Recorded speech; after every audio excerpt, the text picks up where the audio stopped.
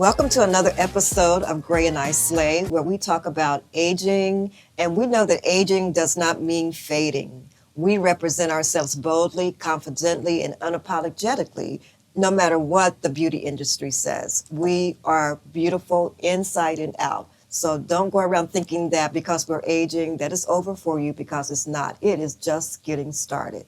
Next chapter, all right? So today my guest is Chris Crump, a licensed stylist, beauty entrepreneur, and founder of Slate Strands. With over 20 years behind the chair, she has supported women of all textures and life stages. After embracing her own gray hair, Chris recognized a gap in the beauty industry products and conversations that truly serve textured gray hair. Slate Strands was born from her passion for quality, authenticity, and representation, creating not just products, but a community where women can embrace beauty in every season. Her work is changing the conversation around aging and redefining what beauty looks like at every stage. So help me welcome my guest, Christine Crump. I'm so happy to have you here. Thank you so much. I'm so happy to be here. I'm so excited. Too. So tell me about little Chris. Did you always want to do hair? Yes. So I am the youngest of four, and my mom actually had me when she was about 40. So she was 39. Okay. It was like a oops, like, what's going on here? And so I grew up alone with my mom, single mom, and I basically started doing hair when I was maybe 7. What? So I would do my own hair, Okay. and I started getting better. I would do my dolls, and basically I just loved that. I did have an aunt that was a hairstylist, and my mom always got her hair done. Okay. So it was never like I was not around that space. So yes, I started doing hair when I was really, really young. And then in high school is when I really started just getting clients and doing hair. Wow. And so it's been a part of my life. Okay. Yes. And so did you go to, like, right after graduating high school? I straight did. to cosmetology school? So one of my best friends, when I was in middle school, we were 12 years old, and he's like, you should be a model for my mom. And I'm like, what? What do you mean? He's like, she does all these hair shows, and she's like a really big stylist here in Columbus. And so he would tell me all the time, but I didn't go until I was about in the 7th grade. And I told my mom, like, oh, he told me about his mom. So she took me up there, and she actually had a show that weekend, and she looked like, okay, can you come on Saturday? Wow. So that's kind of how it started. I would be in hair shows and magazines. But I was a teen, I was like 13. And so then being around that all the time, I was a receptionist for her when I was 15. And then I went to vocational school. Okay. So I went to vocational school when I was in high school. I tell everyone I was not I'm more of a free spirit. That's my personality. And I'm more of, social. I like to have fun. So I wasn't really a scholar. So that's not. So I was not going to go to college. That was like not in my plans at all. And, my mom was older too. So it's kind of like that disconnection from actually going to college, and nobody had went to college in my family.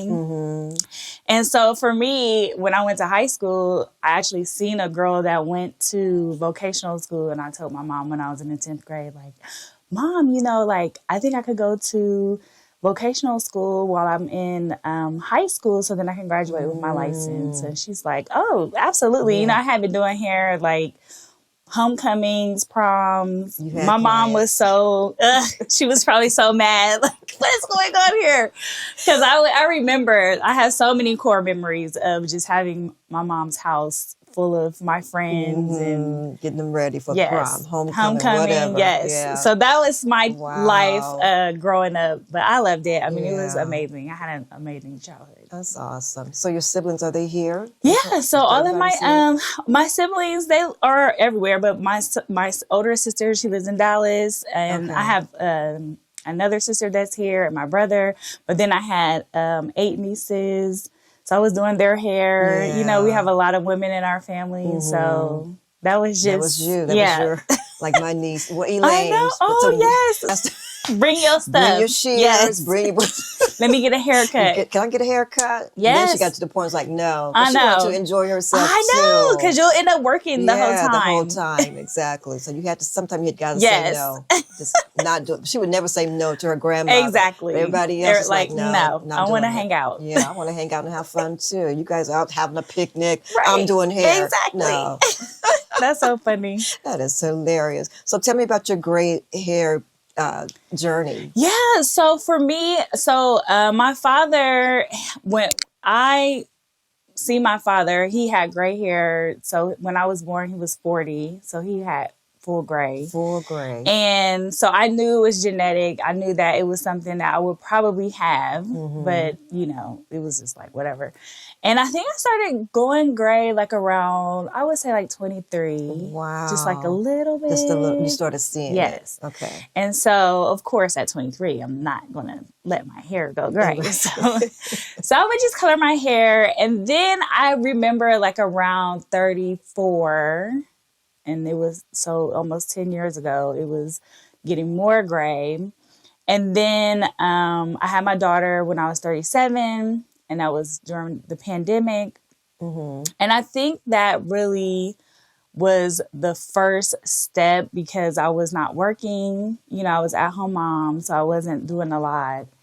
And basically, I just, I don't know, like I was turning 40. I was 39 years old. I was turning 40. And I was just like, I'm going to stop coloring my hair. Okay. And it was coming in so strong. I was coloring my hair every 2 weeks. Yeah. I tell people I was coloring my hair every 2 weeks for 7 years. And, even if something happened, like if I did my color this week, but then like in 2 weeks, something else was going on, or like before then, I would touch it up a little bit.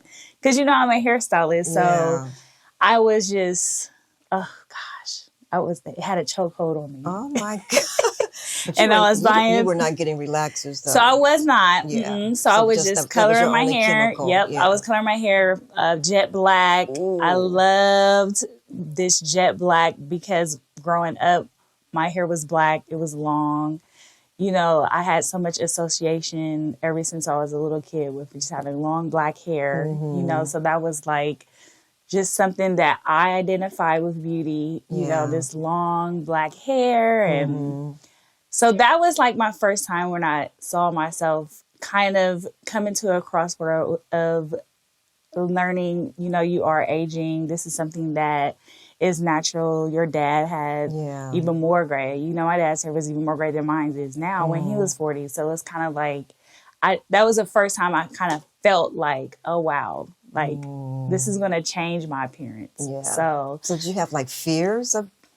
Absolutely. Oh my gosh, everything. Yes. Yeah. So for me, I tell people all the time, I think because of my being a hairstylist and just being in that space for so long, I worked 24 years before I retired. Okay. And I just feel like just seeing how women felt, unconsciously about being gray, like one gray hair, they're like pulling it out, like get this out of here, and so, five girls. Yes, back, right? I know. And so I think just unconsciously being in that industry, if I was in a different industry, I might not have felt that way, but I was very sad for a long time. I can say maybe about 6 months. So it took me about a year to come to the realization, like, okay, I'm going to stop at the beginning of the year. I'm not coloring my hair. I remember I had just turned 39. That was the last time I colored my hair. And so what made you do it?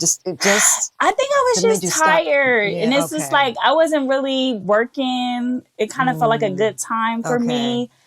I wasn't out. It was still COVID too. Yeah. So it's kind of like, I was just with my daughter. I wasn't really doing anything. So I didn't have that pressure of being in front of the camera or, just going to events. I was just at home. So I think that helped too. Yeah.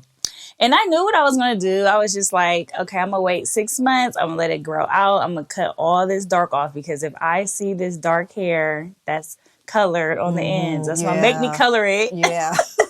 So I already knew, I'm like, I'm going to do a big chop. And I knew that it would take about 2 years to grow out. So did you? You chopped it? You did a big chop. So I did. So my hair was maybe about, I'll say like 4 inches. Oh my goodness.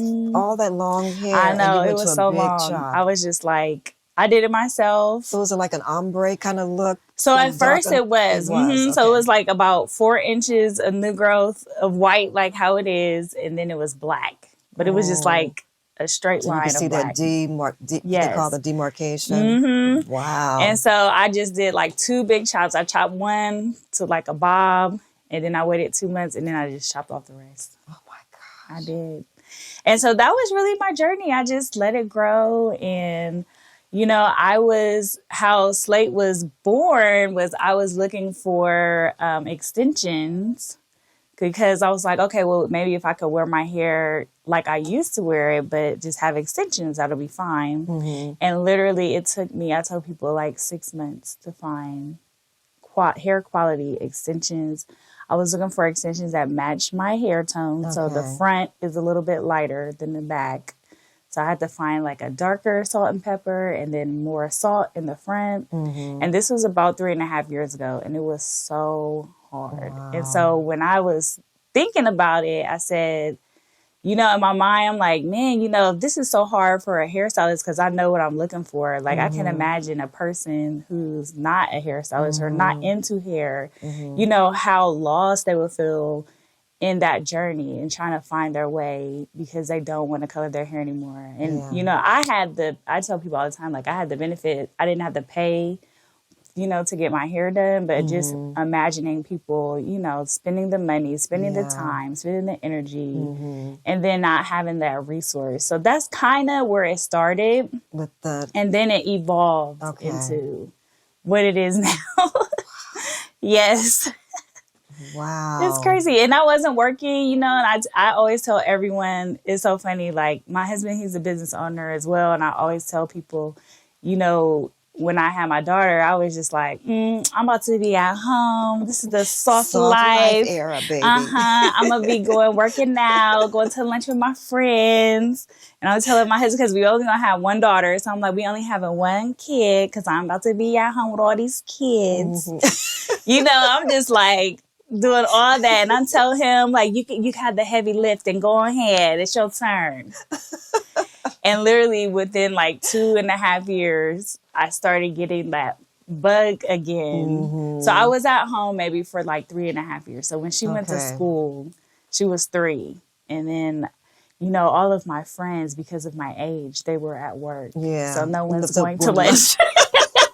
So I was like, oh, wow. You know, it was just like, oh, okay. And then you know, all of my friends, they have they have serious jobs. So they can't just be hanging out, talking on the phone, you know, like we're in different spaces. So, and then the at-home moms were so young too. Some of the younger moms that I would meet, they were like, you know, in their late 20s. So it was just so much disconnect. Yeah. And so I was just like, wow, like I was just bored. I was just sitting at home. And then my husband is busy, so he's working all day. I was just sitting there like, okay. What am I going to do? Which I was fine for a while, but I just feel like we had started our nonprofit that was support for entrepreneurs. And I had found out all of this information of like helping with funding and meeting different people. You know, it was just really like an alignment that was happening from the time I started doing hair at 18 to when I started Slate. And I was just like, it was just a lot going on that was feeding into that. And it made me feel like, you know, I did so much before with nothing. You know, I didn't even have social media, you know, when I started in 2000. In 2000. So it's like, if I can do all of this with nothing, I can imagine, you know, with the resources and everything, social media. Yeah. So that's what kind of gave me the spirit. Like, I'm getting back out there. So did you always have like a standalone salon?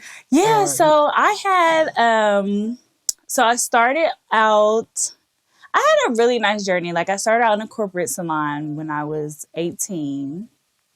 So I worked at like a First Choice Hair Cutters. Okay. So I worked there because I wanted to learn a lot about like hair cutting and coloring. So I worked there for textures of hair. So I worked there for like 18 months. Okay. Then I worked with my friend's mom that I used to assist when I was in high school. I worked with her for about 3 years.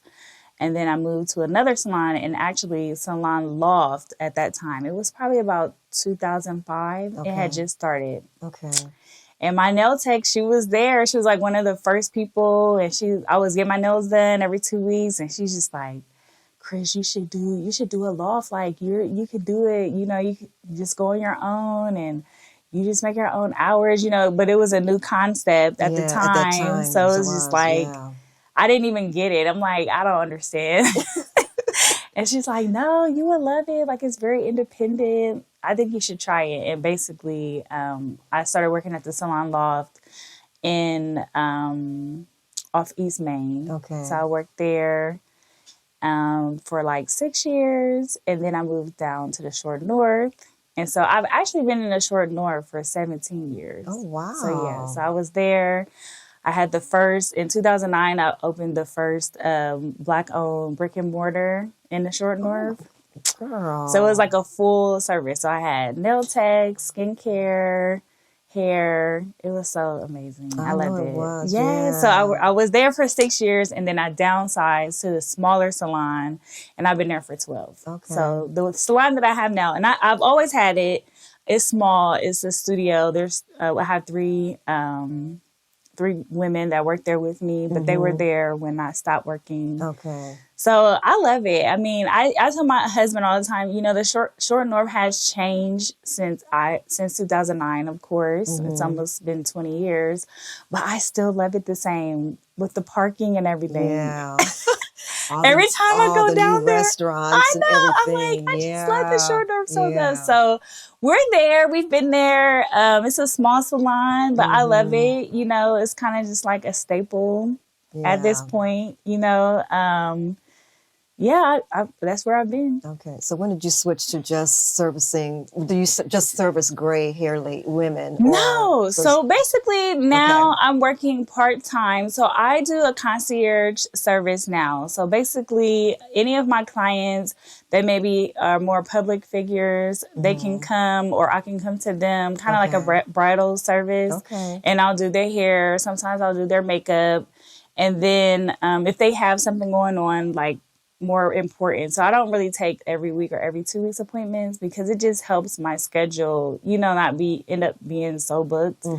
And if someone has gray and someone is referring them, I will do them, but I usually use it for content for the business. Okay. So I'm not really coining myself as like the queen of gray hair or anything like that. I'm not really taking appointments. I'm putting all of my energy really into the hair care brand. Okay. So maybe one day, but not right now. Okay. So what made you go into the brand? Yes. The product. Slate Strands. Let's talk about that. Oh my gosh. I know. So you have what? Shampoo, conditioner. Tell me about the product. What do you have? So when it comes to Slate Strands, I tell everybody, you know, for me, I was having a hard time finding hair care that's tailored only for gray hair. And so there are a lot of products, and I tell people all the time, there are gray hair products and there are independent brands like myself that are only focused on gray hair. Okay.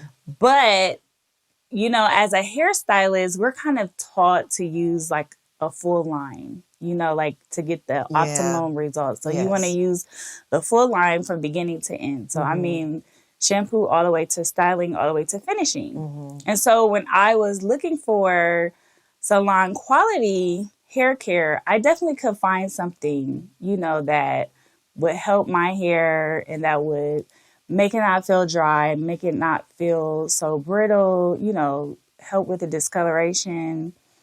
But the thing that I had a hard time with was finding a full line that could support that. Okay. And so I just started doing research, and I was following a lot. When I started going grad, I was following a lot of influencers and seeing what they use and how they keep their hair. Yeah. And I just remember, you know, at first I was going to be a hairstylist that taught people how to wear their hair if they're transitioning. And I would just show them different styles and tutorials like an influencer, but a hairstylist. And I was like, I really don't see that. Like I was kind of trying to find my way on social media. And so then I knew it was hard to find the extension. So I was like, okay, well, maybe I'll just sell gray hair extensions. And I'm like, oh, I could do that, like synthetic wigs. And I was kept going to different hair stores, and I would see all of the gray hair wigs were very mature. Matronly is what I call it. Like, mature. I'm not going to say, and so that was another thing, when I was growing my hair out, it's like, why wouldn't I be able to just go to the hair store and buy, like a synthetic wig and a bob? Just a regular, when I'm growing my hair out, just to look cute, like a U-part wig or something like that. So those were the things that were happening when I was going through my transition. And I just seen a niche that I felt I could give so much value and support with, because I just feel like with any journey, I always consider going gray is very similar to weight loss or skincare or mental health. It's like you need support, but then it's almost like if there's nothing out there, what are people really going to be able to do? So really that's when my journey started. I was just like sitting there like, okay, I'm going to look for extensions, but it was so hard to find extensions. And I was doing branded extensions because I wanted to be my own name brand. I didn't want to be a vendor. Yeah. And then Smart. I was just going through this like ideation, and it was April of 2023. And I, at this time, my hair was grown out, and then I had found a vendor that I was wearing. And so a lot of people would just compliment me all the time. Like when we go places, they'll say like, oh my gosh, your hair. Oh my gosh. And like my husband is just like, this is just weird, because I tell people all the time, I always have some nice hair, Henny. But I would never get no compliments on it, I guess, because it was just black. And so it was weird when we would go places and people would always just compliment. I mean, women, men, all different ages. Beautiful gray Thank hair. you. Yeah, they always be like, oh my gosh, you look so pretty with your gray hair. And I'm just like, so I think just all of these things were coming at me all around at the same time. It was like kind of overdrive. And it was just like, I should do something, to capitalize on all the things that I've learned and just bring so much value to a niche that I feel like is so outdated. And so I was just in the shower one day getting dressed for work, and literally it just came to me. It was like God himself just said, why are you doing extensions? Because I really don't wear that much extensions. He's like, just do a full beauty brand with the retail products as well. Girl. And so I got out, I was like, hold on, wait. So it took me about a month. So I'm like Googling like hair care for gray hair, textured hair, independent brands. I'm just trying to see like what's out there, what is there. And I seen what was out there, but it was so far and few between. Not many products. It was not that many products. And I would do research on big, huge brands and see like, do you have something that's literally catered to gray hair? Not that we can use for gray hair. Yeah. Catered to gray hair. A full line. Yes. And I would see all of these brands, and they literally had like 30 SKUs. And nothing, you could use it for gray hair, but nothing was tailored for gray hair. And that to me was just like, what? And so I tell people all the time, I've always been on the service side of hair care, being a service industry, doing hair. I never did retail. And so my thing was, I have the education, if I can get the right chemist, and I can really brand this, because this is something that is that's why I tell people I'm a founder of a lived experience. I understand how it can feel like so daunting. And it was like May of 2023. I just told my husband, like, this is what I'm going to do. And he said, I thought you was going to be a soft life wife. What are you doing? And I'm like, I know, but I feel like I have to do this. I'm like, Kenny, I have to do this. And so he's like, all right, but I think he knows too, like he knows how much people compliment me on my hair, and he knows the struggle that I did like coming out of it. So I think he saw like the evolution of just getting on the other side of it, understanding the value that I had as a hairstylist. So he was just like so on board. He was happy, like, I like this. And so, so basically that's what I did. It took me, oh my gosh, it took me so long. It took me about 4 months. And I'm talking about every day, all day, searching for a chemist because I wanted a Black chemist. Oh my So I was looking for a Black chemist. In Columbus, or did you have to go? No, so it could be anywhere. Anywhere. I was just looking. Yeah. And so somebody referred me that she has an indie brand, and she was like, one thing I would say, if you find a chemist, find someone that is close to you. So if you can drive to get like a big shipment, you could drive there. Yeah. And I love that she told me that, because I wouldn't have known that. She was just talking to me, and I was just like, okay, I'm going to keep that in mind. Because she's just like, sometimes if you have a deadline or something like that, you might not have, or maybe you might be strapped for cash, it might be easier for you to drive. And so I was looking for like Chicago, Detroit, somewhere around here, and I found my chemist. Yay. I did. But it took a long time. It was just like researching, and my cousin, she helped me with a lot of the brand strategy and how to roll it out and everything. And I just kept telling her, like, it's just taking a long time for me to find a chemist. She's like, it's going to come. Like, even if it takes a year, like, you're going to find the person that you need. Like, don't worry. I think that took the longest, just finding a chemist, because, a lot of people, they'll use like private label lines to where you really just tweak a few things in the formula and just put your brand on it, which is cheaper. Yeah. And then some people were saying like, oh, you can go with a manufacturing company that just does mixed textured hair and then just tailor it. And I just, my husband, I know, he told me, he's like, you are a professional hairstylist. Like, you need to just really tap into that. And just, if you don't want to do that, don't do it. Because I'm looking at the cost. Yeah, exactly. I'm like, this is so much cheaper. He's like, if that's not what you feel in your heart to do, then just don't do it. So I'm like, okay, I'm not going to do it. But when I found my chemist, she was so responsive. Some people I would email, they wouldn't respond for 2 weeks. Okay. I'm like, I forgot I even, reached out to you. Like, what? And, so I was being patient. And so she literally responded within like 24 hours. It was so easy for me to book with her. Any questions I had before we, signed the contract, she was there for me. Like, I was telling her, like, listen, I don't know nothing about this process. I have a lot of questions. I want to know, sometimes I'll forget something. I have to like email her like, okay, well, when you were saying this, like, what do you mean by that? And I just like, please be patient with me, because I don't know. It was a new journey for me. And I tell people, when I got to the point where we were able to label and bottle, so it took about 10 months.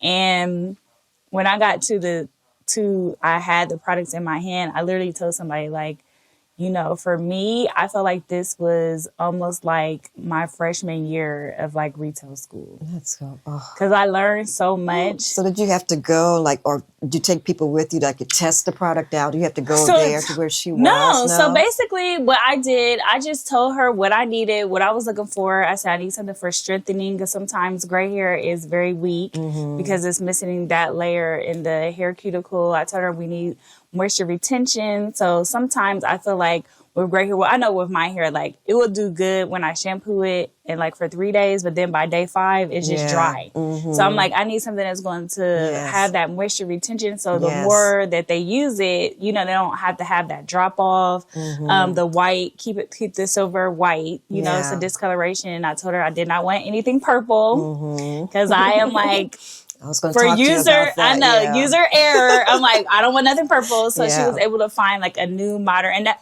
when she was talking to me, she was telling me all these different things. It's like, it's a modern way of caring for gray hair, and that's why when we were looking for the tagline, because when I was working with my graphic designers, they're like, okay, you know, we have the label, like kind of what we want to do, but you need some type of tagline that says like what this is, you know, like what is Slate? Like it says Slate Strands, but you need something else. Yeah. And so, you know, I was just thinking and thinking and thinking. I was writing stuff down, put it in ChatGPT, and I just kept thinking. And I said, you know, this is modern care for gray hair, you know. Ooh. And when I came up with it, I was like, that's exactly what it is. Because when I talked to my chemist, it's like, she would say, like, these are new, you know, sometimes things have newer ingredients, you know, than they used to like 20 years ago. So, you know, you just always have to keep that in mind. Like, what is a new ingredient for formulation? And when I came up with that, I liked that. I was like, we're just going to say modern care for gray hair. Yeah. Like, we don't have to make it sound sexy. We don't have to make it sound technical because that's just what it is. Yeah. And even when I think straight to the point. And even when I think of like extensions, it's like modernizing the extensions, modernizing the what's available. Because even women who may be of a mature age, I met a lady and she's like, you know, I've had gray hair for 30 years, but the wigs that I like, the styles are not gray. They're black. And so I will wear the black and brown wigs because I like the style, but that's really not me because I wouldn't mind wearing gray hair, you know? So when she said that, she's like, I don't feel like I look old, you know, like I don't want to wear a wig that ages me, you know? 40 years and so older. when she said that, it's like, it doesn't even matter with the age because she looks young, she's vibrant, she's in her late 60s, and she feels like there's not enough access to the style that she wants to wear.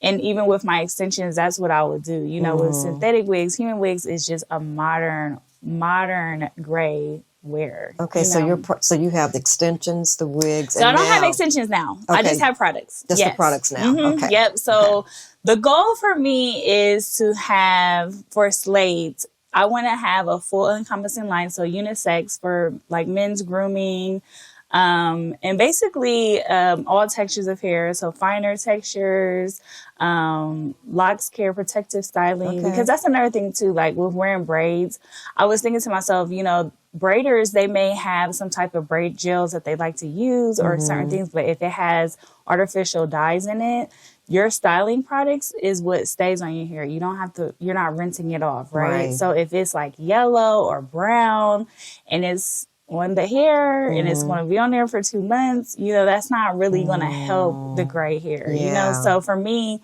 I want to have like a full encompassing hair care brand for gray hair. So what's in the line? So you have, I have a 3-in-1 oil. Yes, that's what I saw first. Okay. So I have a 3-in-1 oil, shampoo, conditioner, and a leave-in. Okay. So when I was thinking, so you can't come out with one product, but you know how we are. No. And I was like, you know, I just really want to get the foundation of what can help you so you don't have to use as much styling products, because styling products are the things that have the artificial dyes in it. So I want to get the hair texture to be so white, bright, protected, and also soften that when you put your products on it, you don't have to use as much. You know, you can find something that's complementary to it. So that's why I decided to come with the four-part system, not do just one. It would have been cheaper to do one. Exactly. But the 3-in-1 oil. So I love the 3-in-1 oil because the 3-in-1 oil, you can use that if you don't have gray hair. Okay. So that's for anyone. So that one's like my only universal product. I do tell people with Slate Strands, if you don't have gray hair, but your hair still has those same properties that gray hair has. So maybe it's a little more drier. You have a hard time with the moisture retention and your hair is weaker, you can use the product. Okay. It's just the ingredient that helps the white hair stay whiter. It won't do anything, you know, for their hair because their hair is not white, but you can use it. Yeah. But, the 3-in-1 oil, I love it. 3-in-1 because you can use it. So, you know, my next question. What's the 3-in-1? Yes. So when I was a hairstylist coming up, we love doing hot oil treatments. Oh, yeah. And it's like, I don't understand why we got away with that. Yeah, why did we get away with hot oil treatments? Like, you know, with proper cleansing and conditioning and leave-ins,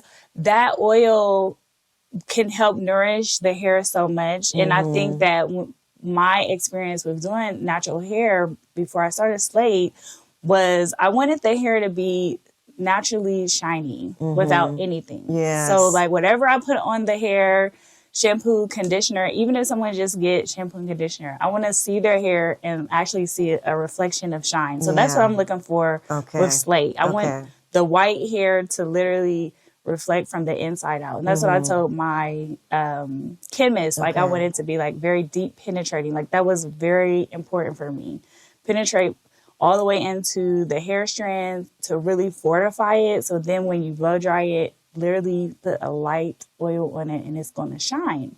Because most gray hair, and I tell people, even when you think of the properties of gray hair versus black hair, if someone has black hair and it's shiny, you can see the reflection. Yes. Because it's black. But white hair absorbs the light, you know? So that was like a big thing, is like, if I had a client and she had a lot of gray hair, but literally her hair was shiny. That's like the ultimate goal for gray hair. Yeah, the shine. So for 3-in-1 oil, you can use it as a treatment. So that would be kind of like an overnight treatment. That's what I brought for you today. Okay. You got your free sample.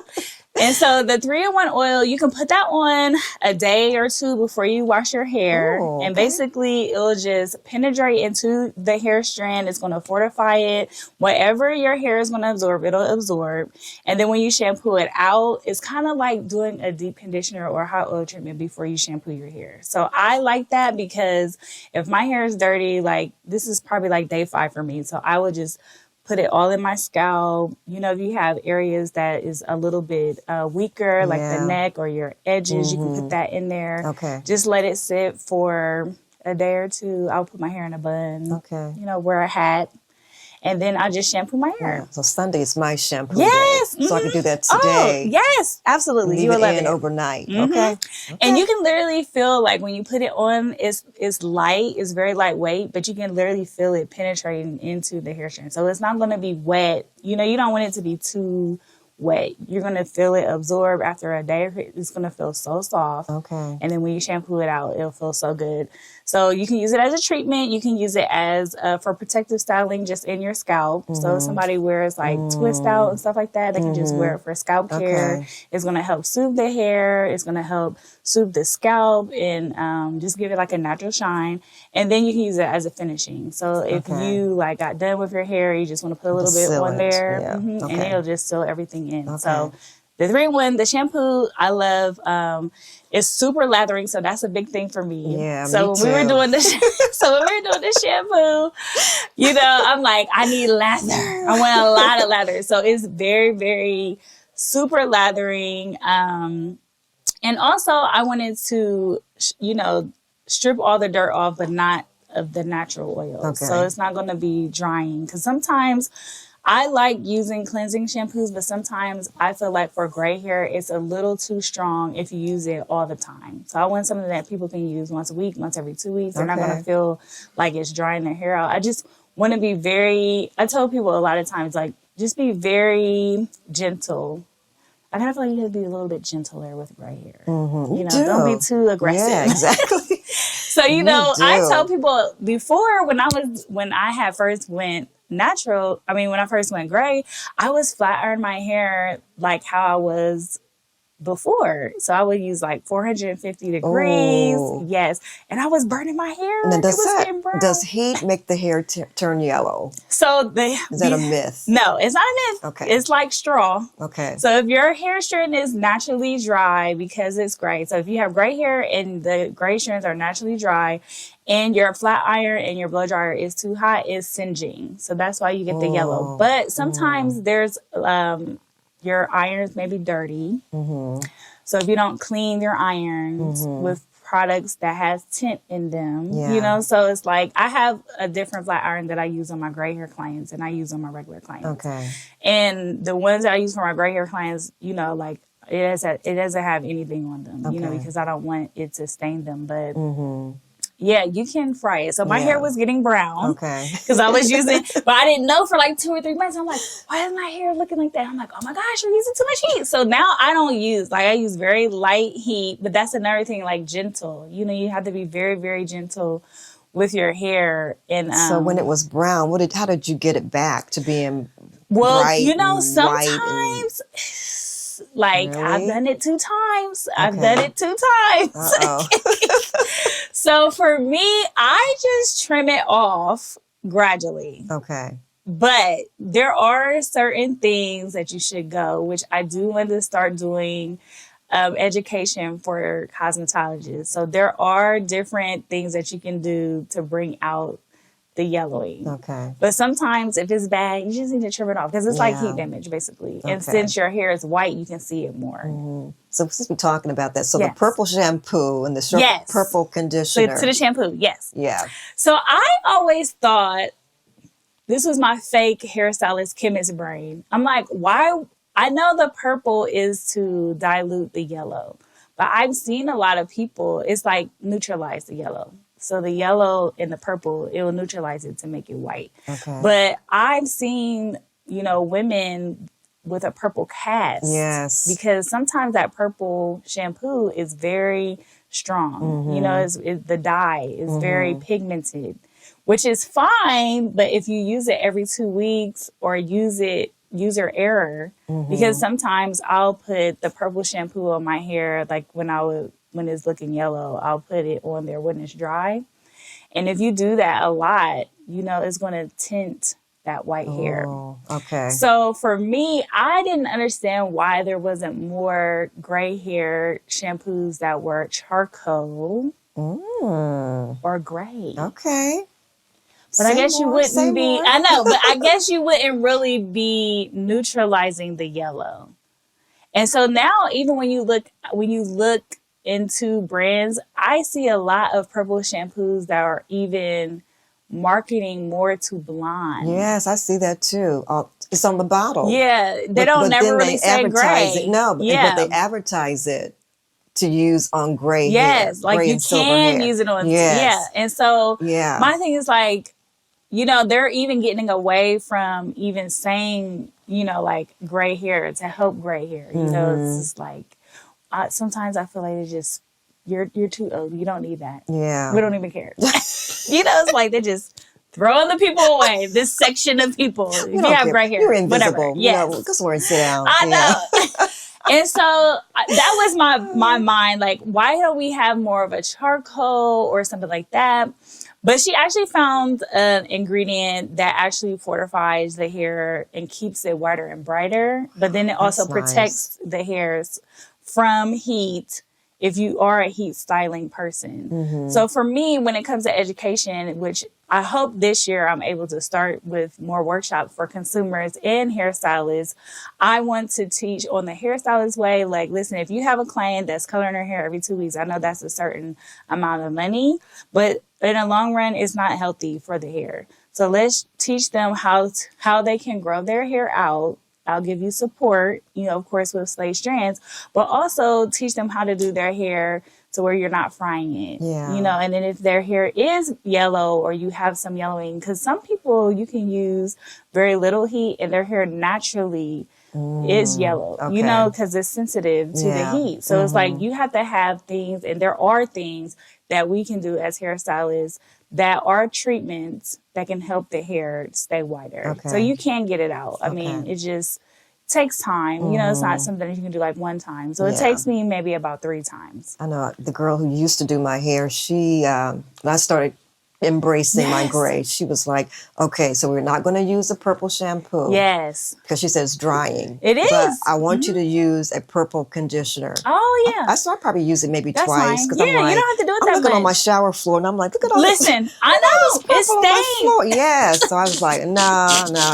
It does Not stain. doing that. Yeah. So that's why because this is a consumer brand, that's why I got away from purple, because of just user error. Like, I just do not want anyone to be like, oh my gosh, I use it to turn my hair purple. You know, like, we got away from that. I want to make sure that you can have the foundation, but it has a lot to do with a lot of things, because if you have chemicals that can make your hair yellow, the products can make your hair yellow. If you smoke or you're in a home with a smoker, that can make your hair yellow. Okay. Medication can make your hair Yeah, yellow. So there's true. a lot of A different lot of things, things, you know, that is the culprit. But usually when I do my consulting with people, which I'm starting my consultations. Okay. So I have my Zoom consultations. I'm trying to like build that with the brand.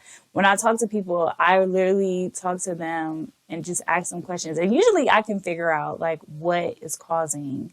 Like one of my ambassadors, she has beautiful gray hair, but I feel like I'll get it out and then immediately after it's like yellow. I'm like, what are you using on your hair? You know, or are you using too much heat? Like, what's going on? And she's like, I don't think so. And she's like, well, maybe it's my makeup or something. I'm like, well, we need to figure it out. You know, so that's one thing that I do with the ambassadors. Like all of our local ambassadors, I tell them all the time, I want you to have hair that literally stops. Like people will stop you. It's like, oh my gosh, I love your hair. So that's one thing that I try to do for them. Like if it's, you need to get a haircut, you need a new hairstyle, like, can we do something different? You know, I try to see what can bring out their personality and their hair texture the best. So then people can literally stop them and ask them like, oh, like, where do you get your hair done? Or, you know, who does your hair? Because I feel like gray hair is always going to give you that kind of attention. I think so anyway. too. Yeah. But so yeah, so back to the products. Yeah. Yes. Yeah. So the shampoos, the gentle cleansing shampoo is going to shampoo your hair, deeply shampoo it, deeply cleanse it, but it's not going to take away the natural oils, which I love that because sometimes shampoos can be a little bit stripping, you know, so I want to make sure we're always, with each step, I tell people every step is building the softness, the protection, and the hydration, you know, so you'll get more and more as you use it. The conditioner is a deep penetrating conditioner, so you can actually feel your hair like it melts into your hair. So I love that. Yeah, the good slip, as they say. So that is really, really nice because if you have really dry hair, after a while, your hair will literally start softening after you use it for a while. And I love that conditioner. But you can just, it's not a deep conditioner. You can literally keep it on 5 to 20 minutes and just rinse out. And then the leave-in, which I love the leave-in the most of all of them. Your fave. That's my fave. The leave-in is going to seal everything. So basically it's going to seal everything that you did from the pre-treatment all the way into the conditioner. And then it's going to protect your hair. So it's going to give you a barrier from heat, from discoloration. So even if you do smoke, it's still going to help, you know, not have so much penetration to discolor your hair long term. And yeah, that's it. I mean, I've been using it for a year, and that's what I did. So when she would send the 4 products, every time we reformulate it, I would just use it on the ambassadors. And then I have ambassadors that have, you know, a softer texture like mine all the way to a coarser texture. So I would tell her like, okay, this was good for like my texture hair, but what about for someone's hair that's thicker, that have more density, that's coarser? Like I need it to be able to be as universal as possible. So she did an amazing job. Like how many tries did it take to first formula out to how many formulas did you go really through? I think what she did, we only reformulated maybe 4 times. The oil, the first time was too thick, so I kind of felt like it was too heavy. Castor oil, that type of weight. So I was just like, make it a little bit lighter. But the oil was fine. Like when she sent it, I could feel, you know, like when I used it, I liked it. So we only kind of redid that like maybe twice. The shampoo was fine, but the consistency, getting the lather, you know, so I liked it a little bit more lather.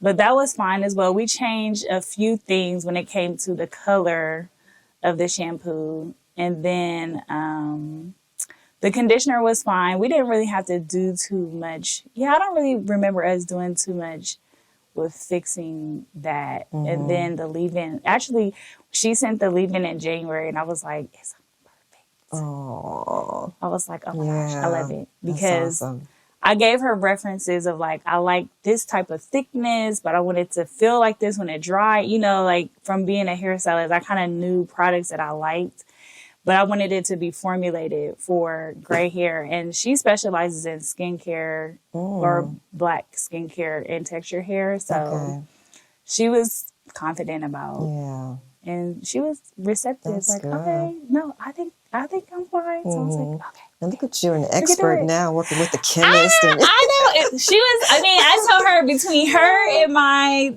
designers, they like held, they took Slate to where it needs to be. Because I'm like, without y'all, oh my gosh, where would I be? Exciting. So does it matter which order the ingredient? Because everybody, especially like the influencers on like the YouTubeversity, Yes, they're always YouTubeversity. talking about like how the product. What's the first product? No. First ingredient, rather, in the product. Oh yeah. So I mean, does that I matter? think, yeah, I do think it matters. But for me, I feel like the supporting product, the supporting ingredients matter most. You know what I mean? Okay. Like I was very adamant with her and saying like, I want salon quality. You know, I don't want it to be watered down or like too safe, you know? So I tell people like, if you have a softer texture of hair, so for me, like my hair texture is soft, but it did have those drying things.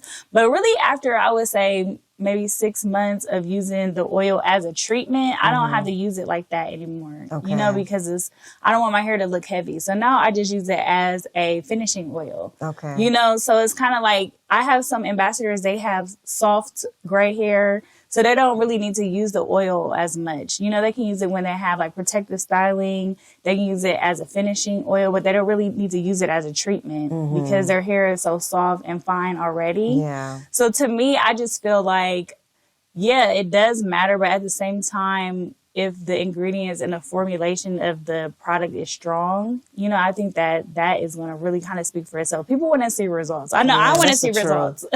We spend all that money. It's yeah, like, I exactly. I want to see what my hair gonna be feeling like. You said it's gonna look like. That's yes, exactly. No, for real. Yeah, for real. That is true.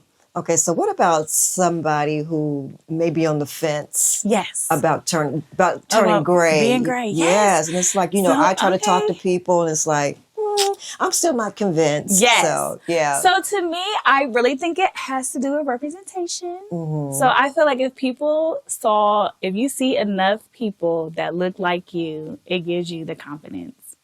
And so I think for me, it was hard to see an early millennial, you know, like going gray. So I've seen some more, like this one of the followers that I just recently followed, she's 27, but she's always had gray hair. She's so cute, Black girl. Yeah. And she's like, you know, I lived in the darkness of enjoying my gray hair because it was always associated with being old. But it's like, I'm 27, I'm an early grayer. You know, I've had gray hair since I was a teenager. And I personally loved my gray hair, but it was just like the stigma, you know, that came with it that made her not love it as much. And so I love seeing that because she's even younger than me, you know. She could be coloring her hair dark. Yeah. Like, I'm not ever letting my gray hair. She's 27. So she's 27, but she has more gray than me. Are you serious? I'm going to send you her page. She's so cute. Oh my God. Just send me, please send me her page. Yes, I will. So for me, like, I love that. But I think when I was going gray, it was very hard to find someone that was confident with being gray as an early grayer and still feel beautiful. And I kind of feel like if more people stopped coloring hair, because a lot of people are gray, but they're just coloring that's what it. I keep saying. I said, that's a cup. I said, but that's another lesson. I said, you're yes, covering you're up. covering up, right? You're covering up. So there is a lot of people that's gray, but they are coloring their hair. Yes. And so to me, I feel like if you see more representation, that's what I try to do with Slate. I always pick all types of hair textures, you know, all different types of looks, because I want people to see themselves in our imagery. And because that's what I wanted. You know, I wanted to see somebody and say like, wow, you know, like, she is still young and she still looks beautiful. She's still confident. Yes. So like you. Thank gorgeous. you. I just, you know, I am Slate Bay, but the people, yes, you are. the people that I see that I want to be ambassadors, they embody that. You know, they're very confident. Yes. They have their own style. And it doesn't have to, and I tell people all the time, it doesn't have to be like extravagant. You know, you can feel somebody's energy and their confidence. Yes, you know, even if they're more of a plainer person and they don't do a lot of hair, they don't do a lot of makeup, but you can still feel that they're confident and they feel comfortable with, you know, just wearing their hair just gray. being themselves. That's what I say. Be you. Yes, I know. Oh my gosh, yeah. That's awesome. I love Yeah. it. It's been Yeah. so fun. So have you ever had to talk one of your clients into like, come on, I it's not that bad? You know, I feel like I treat going gray just like natural. Because when I started doing hair, that was like the big boom going natural. Yes. You know, yes, so like exactly. 2005. So, yeah. And I felt like you could not tell anybody to go natural back then. You could Because they're not. like, What are what? you No talking about? relaxer? Exactly. And I tell people that too. Like, I feel like the gray hair niche is very similar to the natural hair niche because I remember doing hair. You know, I'm 17, 16, 17. I'm assisting in a salon. And I literally remember when they were like, you know, a lot of people are going natural now. They're not getting relaxers. And I remember some of the women, they're corporate women. They're like, there's no way that I could wear my hair natural. Like, they said that. Like, I can't do that. I'm not going to be able to do workout. it. They had all the excuses. Like, I cannot do that. And this Yeah. is like 2002, 2003. But what happened, what helped them was YouTube. People was coming out with tutorials, Yes. more products to help Yes. support it. And they were looking like, well, maybe I should. How can I grow it out? And people were teaching people, you can do a big chop, or you can let it grow out, or you can naturally let it grow out. You know, there was better products to straighten in the roots, you know, so you didn't look like you had was natural. So to me, that's how I feel the gray hair niche should be, you know, for support. It should show people how they can do it, give them all of the support that they need. That's one big thing that I am about. Like, I love over serving like a small niche. That's what I did with my business. So it's like, you know, everybody's not going to want to go gray, but for the people who decide to and they want to, but they don't have the resources, I want to give it, like, overgive. Yeah. You want to wear a weave, you want to cut your hair, you want to wear it like that. You know, I want them to see like all of the options that they have so that it will make them feel more comfortable. But I never talked anybody into going gray. Yeah. And I had a client, literally, I was doing her hair. She always got her hair colored. She's a friend client of mine. She has short hair. She would get her hair color every 2 weeks because she would get her hair cut low. Okay. And, you know, that's time, that's money. And literally, I never said anything. So I told her, I was like, you be creeping on my page. She literally came into the salon like, I'm not getting my hair colored anymore. And I was like, you? What? She's like, I'm not doing it. And you didn't have to say anything. I said, what do you mean? She's like, I'm done. I don't want to. And literally last year, she grew all her hair out. And it's so beautiful. I know, it's gorgeous. She's like, I would never have thought that I would be here. And she's like 45, I think. And she's just like, my hair feels so much better. It's so much healthier. I feel so much better because I don't have to worry about, oh, I'm getting my hair colored. That's another 40 minutes in the salon. Yes. You get That's time another back. $70. You know what I Yes, mean? And she's yes. like, my hair just feels so much better, you know, and I think that's another thing that people, you know, should realize is like, if your hair is long and it's colored, imagine how long it would be if you didn't have anything in it. You know, it's just healthy. You just maintain it. It would be so much more beautiful. So, and I mean, you know, I told one of my ambassadors, like, her hair is like almost like past her waist, like past her bra strap. Oh my gosh. And I asked her, I'm like, so when is the last time that you had nothing in your hair? No relaxer, no color, just nothing. And she was like, never. 12? Really? Yeah. Okay. And she's like in her 50s. And she's like 49. And she's just like, to be 49 years old, and this is the first time ever in my life where I never had anything in my hair, you know, for Black women. Yes. And so to me, that is so like powerful. And, you know, sometimes people are a lot thinner when they get older. So I noticed that the women who stopped coloring their hair earlier, their hair is fuller. So it's a lot of different benefits, you know, even though it is hard to embrace. Yes. I do feel like the benefits outweigh. It's like, I embraced the nap. Then I embraced the curl. I'm like, oh my God. Right. It's too much. I at know one time. everything at one time. No, really. I mean, that's how my friend is. Like, she always would get relaxers because her hair was short. And she's like, well, what if we grow it out and I don't get a relaxer? I'm like, you're not going to get a relaxer and you stop coloring your hair? Like, what is going on here? Yeah. And she's like, I think I'm just changing my priorities.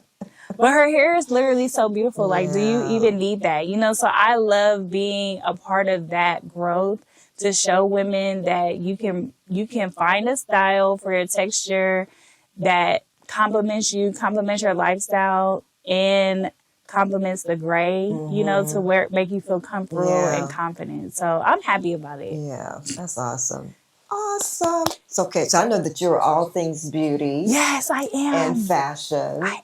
So let's talk about like makeup when it Yes. comes to when you're embracing your gray and as Yes. you're aging. Oh. Because one influencer that I follow, she used to work for a lot of big brands. Yeah, like yeah. Estee Lauder, I think Bobbi Brown. She worked for a lot of Yes. people. So she talks about as you're aging which I did, I make the switch. She Yes. said not to do like the black Yes. liner. Brown. Go brown. Yes. That's what I started doing. A little Yes. less harsh. Mm-hmm. So I do believe for me, like when I was going gray, I was wearing the same lip colors and it was something just wasn't right. It was like, Now, what color did you wear before? so I was in some nudes and some pinks, but I just feel like It just doesn't pop. I wasn't thinking, like, cause my hair was dark. I don't know, like the aesthetic change, my aesthetics changed, and so like maybe 2 years ago, I said, I'm on a mission to find like the best lip colors that I could find, Okay. like for my skin tone Mm-hmm. and my grade of gray. Yeah. So you look at somebody's hair color, their skin color, and then this is the lip color that will work. Because I felt like I was kind of using the same, even though my skin color was the same, my hair was so white in the front. It was throwing off my lip colors. Okay. So it took me about a year. But honey, all of my lip colors Yeah. are good now. And I think it brings the look together, Yeah. So I tell people all the time, like, even if you're not into makeup, it's fine. But I am very much into beauty and very much into makeup. And I want to bring the look together. So Yeah. if someone is like me, it's like, okay, my hair is gray, like my friend, what lip colors do you think would match with my color grade of gray and my skin complexion? Okay. Like trying to figure those out. And I think that makes a difference. It makes a difference. I It do. does. Yeah. I felt like it made me more confident with my gray hair because it's like I have my purple tones, I have my red tones, I have my browns. Like I just had to play with different things to see what works out. Yeah. And I have one color that I found a year ago. And literally every time I wear that, everybody, Wow. they'll be like, what is that lip color? Yeah. Or they'll say like, oh my gosh, your makeup looks so good. And I'm like, it's the lip color. I know that's what it is. I was gonna wear it today. Yeah. But I said, You I should want have. I want to try to do different things. So like, I'm starting to wear that lip color too much. But even my mom, she said that, she's like, I was looking at you in that video. My mom's 82. So she's like, she's I was so looking at you. cute, Thank you. She's though. like, Yes. I was just looking at it like, what? That is a cute lip color, girl. I said, I think it's like everything. I think it's like the full So look. that's the color. Yes. Okay. So you're not. So I do believe, no. Yeah, So okay, this go ahead. is, so it's Auburn. Okay, so I'm a lip layer. So that's why it's an Auburn lip liner. So it's kind of like a red brown. And then I use like a nude Okay. lipstick. Oh, okay. And then I have a gold Talk to me. topper. Okay. When I do that Oh, that's silly. combination, every time I wear that combination, people are always like, Wow. oh my gosh, it's so nice. But I think, it's anything. Like if you have beautiful eyes, you have high cheekbones, like you just play up those things with your gray hair. I do think I you try to play should. my cheekbones down. Yeah, But listen, no. You play them up. And so it's like whatever features that you love, And so I know that for me, like, I have thick eyebrows, so like it's like always just trying to find those things to kind of play up the entire look. Yeah. And I don't look like this all the time. It's only when Girl, I'm please, doing I'm stuff. sure you do. I'll be Even looking with crazy if I don't have nothing going on. Listen, but I try to keep those things in mind. It's like you're aging. Like I don't get my brows done as much as I used to. I just want to preserve those things. Yes. Yeah. I wish somebody, like I said, I wish somebody had told me about See? the brow thinning. I know. I would have never plucked, never Anything, waxed. right? She's like, I wish I would have. I would have been in unibrow just Yes. if I knew this was going to happen. Yes, but nobody said absolutely. anything. Nobody. So like said. literally for the last 2 years, like I used to have unibrow when I was a kid, but like literally for 2 years, like I really do not do a lot of brow. Like I'm like, listen, I'll get it done when I'm going somewhere that's really important. You know, I want to look really crispy, but yeah, that's why I stopped. I'm keep like, it. I probably stopped maybe 5 years. I'm like, nope, not doing it anymore. Yes, you gotta. No. No, these little tails right here that you gotta, no. Absolutely. No, for real. You gotta be very careful because they will not come back. Exactly. They're not, even though they say castor oil, and I've been putting castor oil on every night for like 3 months. And I'm like, okay, where is you it at? Gonna come back? No, for real. No, I totally agree. Yeah. So, yeah, that's awesome though. So we don't have to come back and do this again. Yes, you got to come back. Yeah. We can finish up and do some more talking. Oh, absolutely. Yes. I'm always down. And like I said, for me, like my whole mission, I was just thinking about, because I have another podcast next week, and it's like Slate's mission for me is to give a modern spin on gray hair beauty and that niche, and also give all the support, over support a community. And I tell people all the time, like, anyone who's in a service industry, whether it's wellness, mental health, skincare, personal trainer, beauty expert, they can hoard all of that information to give themselves value, because they want to look their best and feel their best. So anytime when you have someone who wants to get the information and help people because that's their mission, it's like we all should just rally around these people because they don't have to do that. Exactly. No one has to give their expertise and want to help, their niche however they do, and I believe it. I believe that people who are gifted in those areas, they should give as much as they can, and then you should be compensated. Paid for your gifts and honor them. Because everybody doesn't have that gift that you have, and I see so many people that are like so passionate about what they do, and they do it so well, and I just love to see them successful because they don't have to do it. Exactly. You don't have to share those things, right? Absolutely. So it's like if you want to do that, whatever industry, teacher, that's something that you love to do. You find so much joy. I just love it. I do. I really do, and I feel like that's my calling right now, and it never came to me. It just came, and it's like in the shower. Oh my gosh! I was like getting dressed, like, hold on, wait, what? I told Kenny, like, I should just do a full beauty brand. He's like, what? What are you talking about? Yeah, I haven't did that soft girl life. I know. He said, I thought you started to be a soft girl. I'm like, I was. So now I'm like, I know. Now I'm like hybrid. Yeah. So if I don't have nothing going on, I'm relaxing. I'm in my house. Yeah. I'm taking a nap. I'm telling them like I'm gonna lay on the couch. But if I'm busy, just working. That's awesome. So I want you to look into this camera and just tell someone out there. Yes. What is one thing you want women to feel after listening to your story today? Yes. If you have listened to our podcast today and you feel like you are at a crossroad for finding confidence in any way. So it doesn't have to be just with going gray. It could be with just life in general as we age. I wish that you could see myself and Miss Susie as a beacon of light, someone that is really walking in their truth and their passion, and that could be you, and find some type of inspiration with anything that we said or any type of knowledge or gems that we may have mentioned.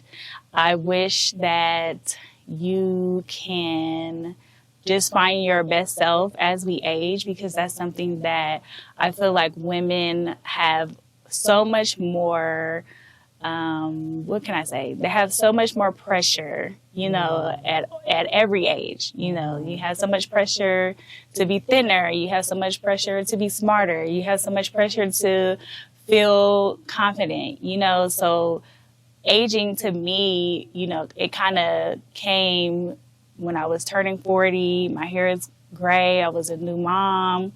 older mother, at that, so I guess I felt like I came to a crossroads where I could have kind of just let life take my joy away and kind of just say, like, this is my life now. I'm not going to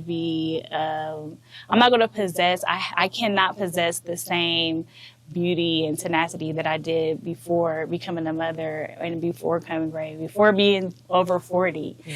And I just feel like being on the other side of that, it really helped me. And I would love to help as many women just find their best light, however they may find, with whatever. It doesn't have to be just going gray. It could be just aging in general. Yeah. Everything is different at every decade.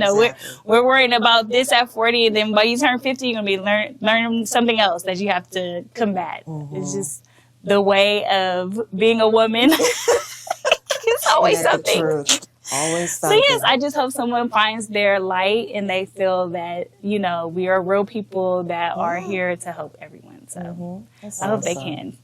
There you have it.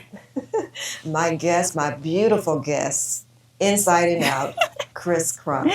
Thank you awesome. so much. This was awesome. Thank you, because I didn't get through everything. No, but there's okay. so much more stuff that we get to come back and finish up. So thank you out there. Remember to hit that like and subscribe button. Leave us a comment as well. If you have a question for Chris, put it into the comments and I'll make sure she gets it and she will respond back to you. Yes. Okay. So thanks again for watching. And we'll see you next time. Susie Turner, your host. Talk to you later. Bye-bye. Bye.